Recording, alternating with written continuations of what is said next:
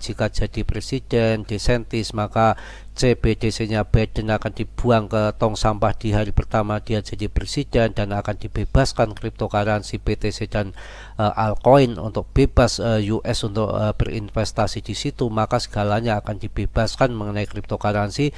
Saya rasa ini berita yang cukup menarik dan mantap di pagi hari ini ya.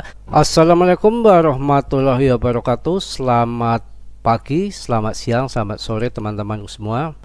Berjumpa kembali yang kedua dengan Mas Bro Tegal yang tentunya akan memberikan edukasi-edukasi yang mantap-mantap TA daripada Bitcoin, juga akan memberikan berita-berita yang mantap tentunya di tahun depan. Halving BTC segera dimulai di bulan April, bersamaan dengan itu BTC akan merangkak naik secara pelan-pelan seiring rewardnya dipotong. Makanya Mas Bro untuk hari ini akan memberikan spesial untuk Bitcoin. Bagi orang-orang yang dananya besar, saya rasa cukup hanya masuk di BTC, yang mana jika nanti Anda salah masuk ataupun harga turun lagi pun Anda nggak akan khawatir, nggak akan bakal jadi abu, dan Anda nggak cuan, tinggal nunggu cuan aja. Naik turun biasa dipermainkan sama bandar, dimana yang banyak yang pasang leverage up maupun down yang sangat tinggi. Juga nanti akan saya berikan berita yang mantap-mantap yang tentunya untuk para pemain BTC. Ini harapan besar dan berita-berita yang sangat akurat tentunya ke depan akan menjadikan jutawan yang luar biasa bagi orang yang berinvestasi di BTC. Juga Mas Bro nggak akan lupa juga ingatkan untuk para subscriber Mas Bro, komunitas Mas Bro, juga orang-orang pemula, ya pelajarilah kripto secara mendalam ya, secara bijak, jangan asal percaya omongan sana sini. Harus dilihat historinya, meme coin seperti apa, banyak orang jadi jutawan apa banyak orang jadi miskin ya. Jadi yang uang kecil, namanya uang itu kan nggak besar semua, ada kalangan atas, bawah, menengah, semua Mas Bro di sini mengedukasi dengan semuanya. Belum tentu yang duitnya banyak juga ngerti kripto. Banyak sekali yang uangnya banyak ratusan juta ke atas masuknya meme coin karena kurang belajar, kurang ngerti, kurang memahami daripada kripto. Yang mana dia masuk kripto itu karena ajakan teman ataupun mendengar dari teman cuan, ataupun coba-coba, nggak mendalami bahwa investasi kripto itu adalah investasi yang sangat berisiko tinggi, dan harus memahami sedalam-dalamnya bagaimana kripto itu bisa kita bikin cuan. Dan ada masa bearishnya, ada masa winternya, ada masa bull marketnya. Belum lagi dengan fundamental berita-berita yang ngocok-ngocok, kacak-kocok market yang bikin mual.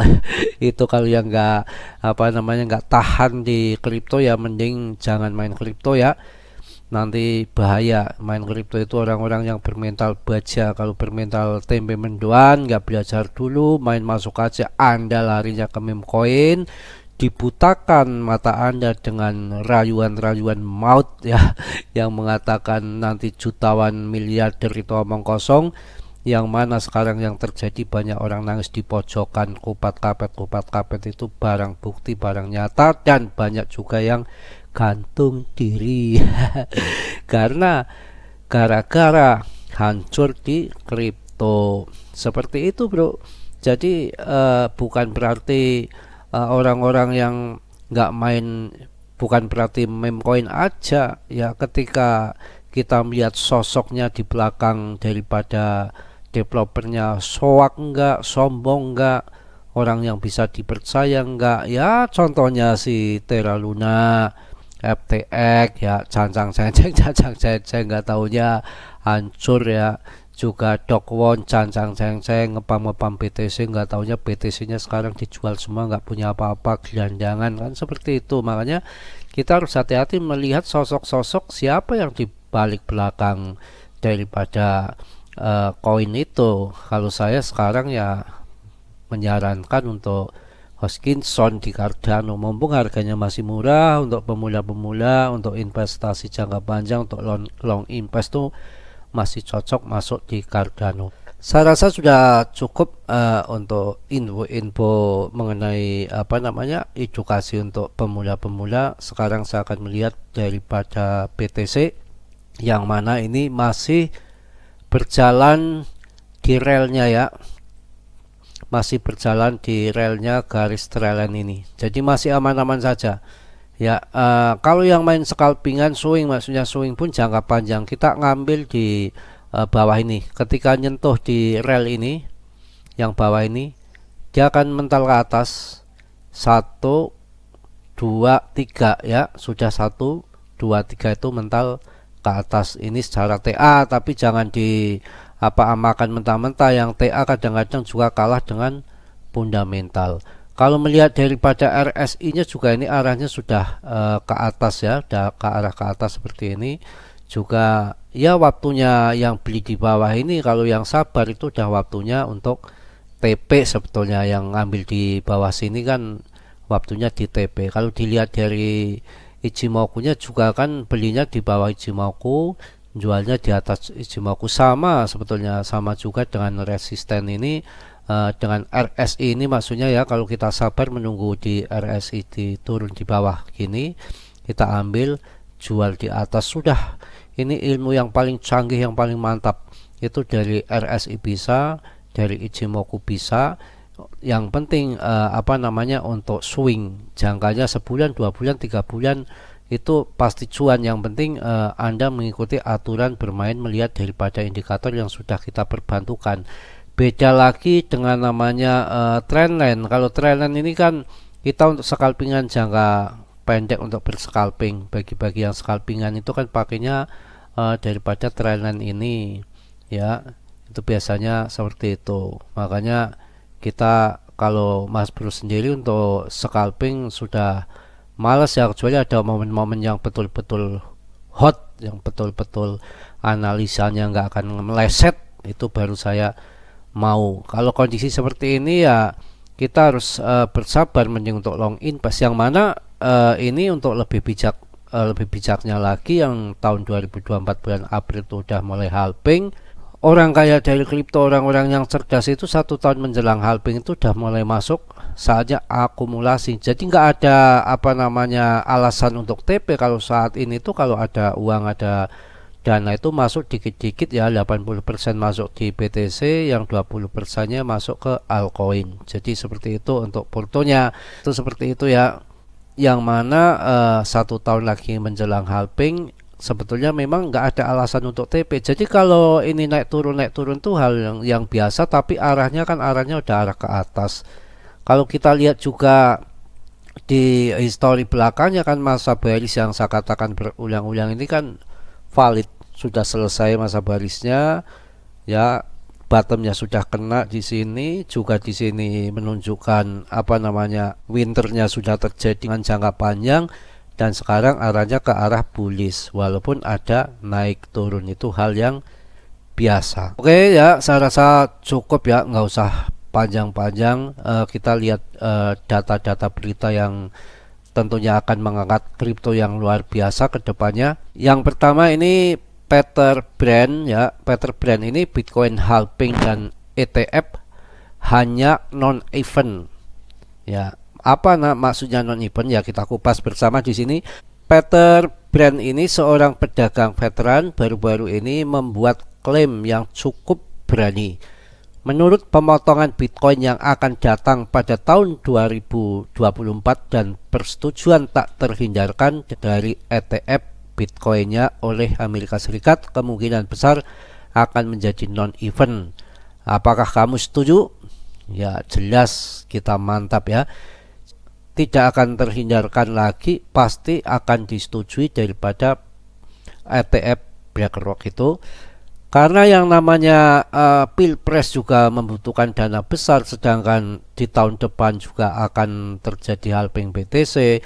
Sedangkan US sendiri pemerintahannya mempunyai aset BTC yang terbesar, yaitu hasil daripada sitaan itu kalau harganya BTC melambung tinggi, yang untung kan sebetulnya dia juga, secara kita bodohnya orang analisa ya, orang kecil pun, anak kecil pun, orang hamil pun tahu.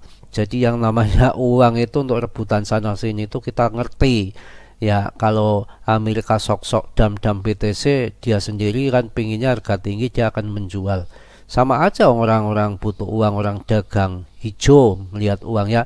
Jadi Peter Brand ini berpendapat bahwa persetujuan ETF Bitcoin yang sangat dinanti-nantikan kemungkinan besar akan menjadi non-event karena pasar mendiskon lebih awal ya. Dalam tweetnya pada 27 Juli, Brand mengatakan bahwa dia percaya persetujuan tak terhindarkan dari ETF BTC di US akan menjadi non-event. Sementara Brand ini tampaknya bertentangan dengan ramalan beberapa pengguna Bitcoin yang percaya bahwa kedua peristiwa ini akan mendorong harga BTC naik. Jelas dong. Sebagai ilustrasi, prediksi harga di Cengeli menunjukkan bahwa BTC akan melebihi 50.000 US dollar pada tahun 2024. Waduh bro, mantep bro. Di tahun 2024, tahun di mana kripto teratas ini diharapkan dipotong untuk keempat kalinya. Mantap, rewetnya dipotong halving BTC. Paham ya? Jadi rewetnya itu kan dipotong, akan naik yang namanya halving BTC yang dinanti-nantikan ya. Namun dalam tweetnya, Brand memberitahu pengikutnya bahwa satu-satunya hal yang penting adalah posisi tak terbantahkan Bitcoin sebagai aset kripto nomor satu. Wow, ya jelas dong. Ya jelas itu dong lah. Kalau nggak nomor satu, nomor berapa? Nomor 1000. Nggak mungkin, konyol itu ya. Korelasi BTC dengan pasar lain adalah non-starter. BTC akan berada di puncak rantai makanan, itu satu-satunya hal yang penting. Waduh, kata pedagang veteran. Mantep Brand. Sementara itu dalam tweet yang sama, Brand memperingatkan bahwa pemerintah AS akan terus melawan kebebasan warga untuk memiliki atau menggunakan Bitcoin. Kita akan lihat yang terjadi seperti apa ya, jangan macam-macam. Ini berita yang sangat fantastis tentunya yang Anda harus tahu ya. Jadi DeSantis ini janji hentikan perang terhadap Bitcoin dan kripto jika terpilih jadi presiden. Ini dari Partai Republik ya, yang mana lawannya dari Demokrat. Ini mungkin Demokrat yang sudah sekarang dalam buradul pemerintahannya, yang mana Biden itu sangat menentang daripada cryptocurrency. Kalau ini pro dengan cryptocurrency ya. Ron DeSantis, gubernur Florida dan kandidat presiden dari Partai Republik, berjanji akan mengakhiri apa yang disebut sebagai perang terhadap Bitcoin dan kripto yang dilakukan oleh pemerintahan Biden. DeSantis menegaskan bahwa ia akan memungkinkan warga Amerika untuk berinvestasi dalam Bitcoin dan kripto lainnya jika ia terpilih menjadi presiden. Waduh, ini cocok bro, kita dukung ini bro.